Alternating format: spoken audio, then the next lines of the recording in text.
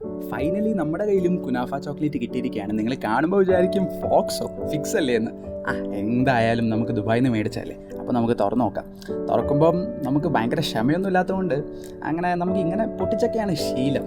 അങ്ങ് കടിച്ചു പറിച്ചങ്ങ് വലിക്കുക. സംഭവം കാണുമ്പോഴൊക്കെ ഒരു എക്സൈറ്റ്മെൻ്റ് ഒക്കെ ആയിരുന്നു. കാണാം, നല്ല എക്സൈറ്റ്മെൻറ്റ്. സൂപ്പർ സാധനം, നല്ല മണമൊക്കെ വന്നു.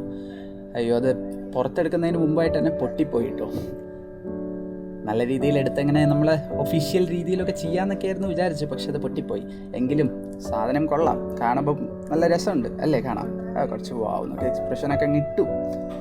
അത്രയ്ക്ക് അങ്ങോട്ട് എക്സ്പ്രഷൻ ഇടാൻ ഇല്ലെങ്കിൽ പോലും ഇട്ടു, പൊട്ടിച്ചു.